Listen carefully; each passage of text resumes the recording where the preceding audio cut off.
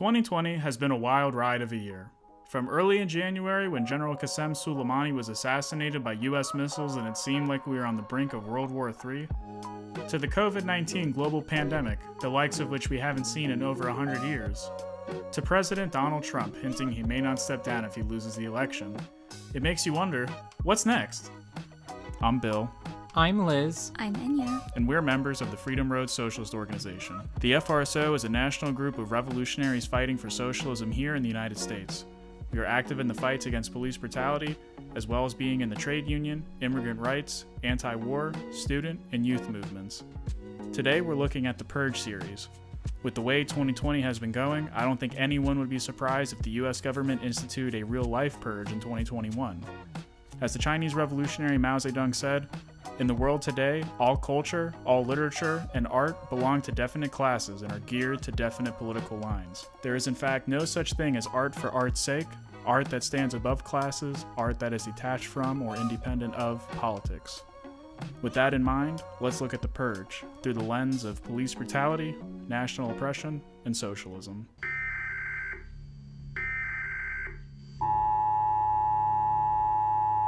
This is not a test. This is your emergency broadcast system announcing the commencement of the annual purge sanctioned by the U.S. government. Weapons of class 4 and lower. Every year just before the purge begins, an ominous message flashes across televisions all over the country, making clear the conditions for the following 12 hours. This event is required by law, only certain weapons can be used, state representatives are exempt from the proceedings, all crime is legal, and most interesting, there will be no police or other state-sanctioned services available.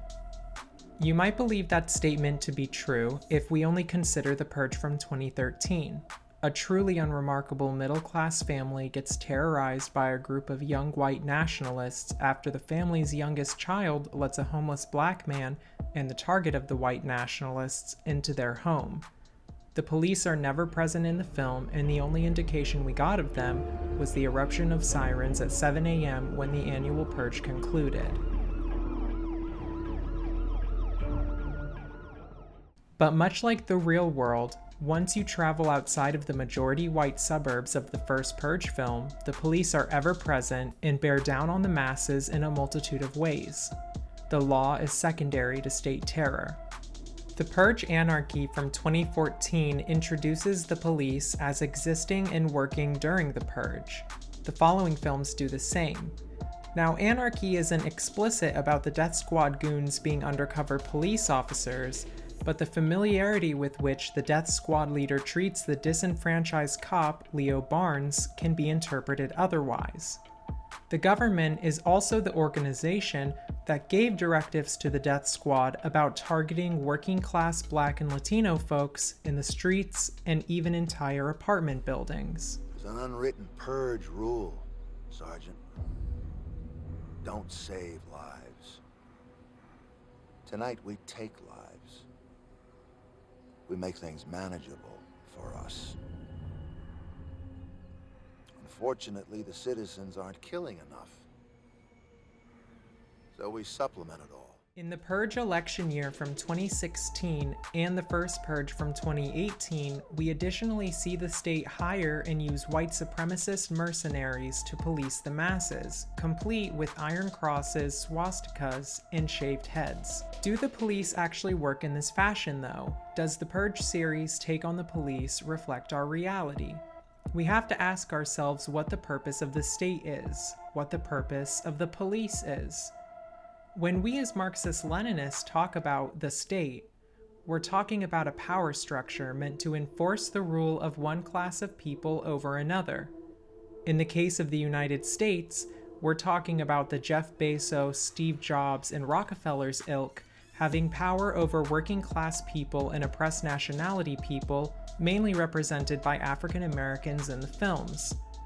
Maintenance of this power happens through the law, such as the purge in the films and anti-protest laws in the real world, and armed bodies of men, such as the police in both instances.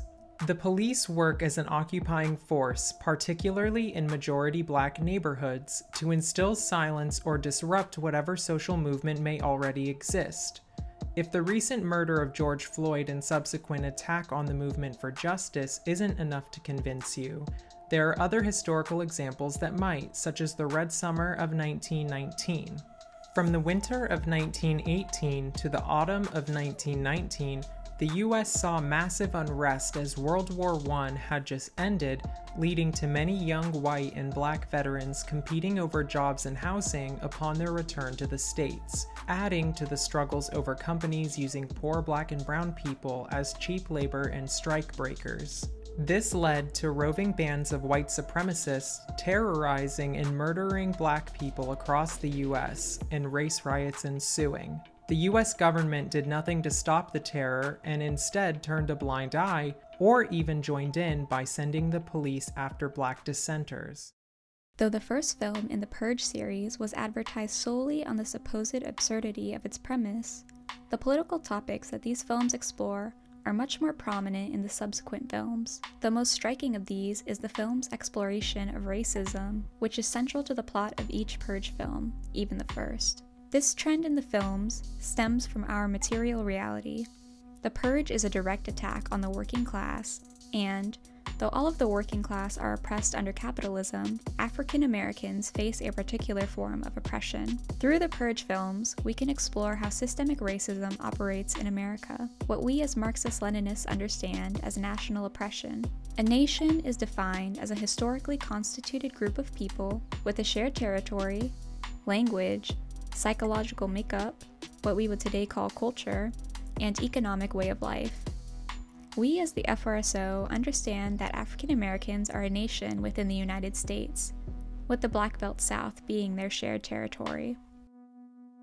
What is the purpose of national oppression? For the capitalist class, it provides a subsection of the working class ripe for the most extreme forms of exploitation. From the history of the transatlantic slave trade, to Jim Crow laws, to mass incarceration, the labor of African Americans has been exploited for centuries, with them seeing little value in return.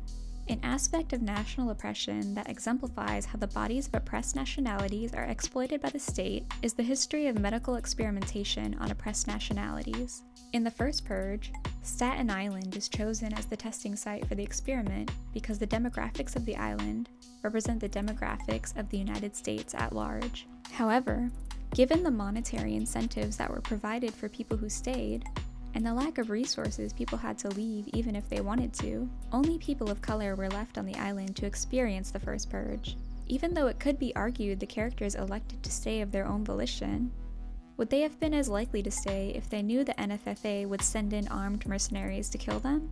The reality is often much more grim, however. Slaves were often the subjects of wildly unethical medical experiments, such as in the work of J. Marion Sims, the father of modern gynecology, and hundreds of sharecroppers participated in the Tuskegee experiment for years without being informed of the disastrous effects it would have on their health.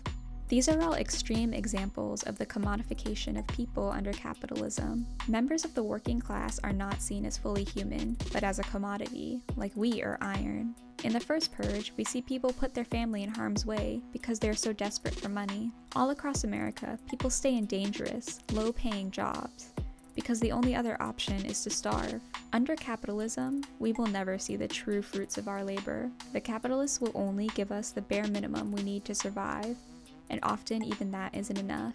Nowadays, people have to work multiple jobs just to survive, sometimes even sell their own plasma for some extra cash. A stark example from the Purge anarchy is when an old man sells his body to purgers for some extra money for his family. My darlings, take your money, survive the night, and live a safe life. I love you. Blessed be America. The NFFA pigs are wrong. They're fucking wrong. Profit making is not the essence of democracy. Wake up, people. Wake up! It's time to take a stand. Though many of these issues affect the working class broadly, we can understand that, due to numerous historical conditions, African Americans as a nation are affected by this exploitation through a particular form of oppression. In a capitalist society, national oppression is used by the capitalist class to divide the working class. In the first purge, we see prospective purgers interviewed before the experiment, that is, the first purge, begins. They are asked about the rage they feel and whether they will act out this rage during the purge. But, while the anger they feel, due to poverty, discrimination, addiction, ultimately stems from the state, the intended victims of the purge are fellow members of the working class. This mirrors how the United States will blame economic problems on oppressed nationalities, African Americans during the Jim Crow era in the past, and immigrants in the present, knowing that if we are fighting against each other, we are not fighting our true oppressors. This is further cemented in the Purge films as helping people is actively punished, instead fostering an environment that makes you violently fearful of your neighbor. However, we see throughout the films that people are more inclined to help one another survive, and working together greatly increases one's chance of survival. Even during the experiment of the first purge, people would rather party and shop for free than harm others, despite high financial incentives to do so. You've been charging me money to take out my money? Fuck that, I want my fucking money back. This just goes to show that as working class people, no matter how diverse our backgrounds, we have more in common with each other than with our oppressors. We see in this series that the Purge affects people of many different classes and nationalities. This is most evident in the Purge election year, where people of different classes come together to survive the Purge. Lainey Rucker is a street medic who takes care of people injured during the Purge. Marcos Dali works at a deli which is owned by Joe Dixon. Senator Charlene Roan is running for president on an anti-purge platform, and while she is obviously a progressive force against the new founding father fascist regime, she is not working class herself and is a representative of the state. Leo Barnes is a former LAPD sergeant who became the head of security for Roan's campaign. While each of these people have different reasons for fighting back against the Purge, and have different methods of doing so, they are all united in the same fight against the Purge and the NFFA. We see, however, the contradictions within the United Front very clearly. Joe, the small business owner, is hesitant to fight back. He is mostly concerned about his shop, and his concerns about ending the Purge do not go far beyond that. Lainey, the street medic, however, is ready to end the Purge once and for all, and by any means necessary. As the Freedom Road Socialist Organization, we have a similar view on what's needed for a revolution. We believe that a united front against monopoly capitalism is the key. Our basic strategy for revolution and socialism is building a united front against the monopoly capitalist class, under the leadership of the working class and its political party, with a strategic alliance between the multinational working class and the oppressed nationalities at the core of this united front. Identifying our real friends and our real enemies is a first step towards building a united front against monopoly capitalism. In short, we want to unite all who can be united against the monopoly capitalists. That is, the Bill Gates and Jeff Bezos of the world. This united front, however, must be led by the working class. Otherwise, it will not be able to complete this task and will stray away from the revolutionary movement. Just like Joe, the deli owner, ultimately wanted to return and protect his business instead of joining up with the revolutionary group seeking to overthrow the NFFA and end the Purge. Gotta get back to the deli. While the world of the Purge films may seem outlandish, we can see how it's not far off from our own conditions, particularly as it relates to the role of police in our society. The 12-hour period of the Purge represents what our society would be like without state police. Even though police operate as the armed protectors of the capitalist class, their absence is arguably worse for the working class. In a capitalist society, the maintenance of the social order will always need to be enforced through violence. And without the state police, the wealthy will hire their own private militias to protect their property and terrorize the working class. We can see this in places like South Africa, where the state police have much less power than in America. And this can be seen throughout all the Purge films, as one's wealth directly corresponds to one's ability to survive, whether it be through expensive security systems or private militias. We understand that the police are simply tools of the state, and the oppression that they perpetuate is not due to the existence of the police itself, but a result of capitalism. Police serve the interest of whoever is in power, and in a capitalist society, That means protecting capital above all else. The entrenchment of these ideas in all areas of society was made particularly clear over the summer, as conversations about police brutality were often overshadowed by concerns about people shopping for free, as if to say looting is just as bad as extrajudicial murder. While private militias and the police ultimately serve the same purpose, the former has a frightening lack of accountability. Images from the Purge films of masked and unmasked assailants brutalizing Black and brown people bears a stark resemblance to reality, as many activists over the summer were kidnapped in unmarked vans and brutalized by private mercenaries. And, much like in the Purge where all crime is legal, there is little recourse for the victims. This is why we advocate for community control of the police above all else. Community control of the police was demanded by groups such as the Black Panthers, the Brown Berets, and the Young Lords to combat police brutality and build people power. The demand is multifaceted, but the central demand is for an all-elected Civilian Police Accountability Council, a CPAC, that has the power to determine the police department's budget, hire and fire officers, and conduct independent investigations of the police. The police are a public service, and thus should be beholden to the people they serve, and, with the power of a CPAC, the police will no longer be living in their own personal purge reality, and will face actual consequences for the harm they do to the community. The annual Purge event is presented to us as a necessity for continued comfortable living in the United States. Heck, it's ostensibly one night a year every person can vent their frustrations and go on happily for another 364 days before starting the cycle all over again. Unfortunately, as every film in the series reveals, the Purge doesn't actually fulfill that purpose and is a night where the state gets to run rampant and terminate so-called undesirables. Though the Sandin family from the first film is terrorized by white nationalist teens, their entire situation is incidental. The actual target for purging was the homeless man referred to as the Stranger. The main targets of anarchy are Black and Latino working class people. In election year, the targets are Black and Latino working class people. In the first Purge, the targets are Black working class people. You get the picture. These films are revealing a truth about our country. The US government targets oppressed nationality and working class people for experimentation, for commodification, and for extermination. We jokingly quipped at the beginning of this video that we wouldn't be surprised if the Purge was made a reality in the US today. But we know from everyday life that the state doesn't have to get as, let's say, creative as the Purge to accomplish those aforementioned goals. Mass incarceration of Black people, police terror, racist laws and education, attacking labor unions, low wages, wars, etc. work just fine for the government. But what then is the answer to the Purge? What is the answer to the woes of our waking life? Well, it goes back to the purpose of the state apparatus, control of one class over another. It is objectively a good thing that there was a united front against the Purge in election year. But will the newly elected Charlie Roan do anything to eliminate the conditions that created the Purge in the first place? That is, tremendous levels of unemployment, homelessness, crime, a large white nationalist movement, on and on.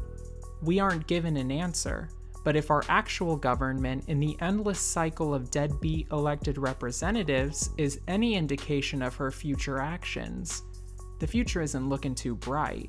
Charlie Roan can be a stepping stone to a less terrible situation, but ultimately she is not beholden to the great masses of people, our wants and needs.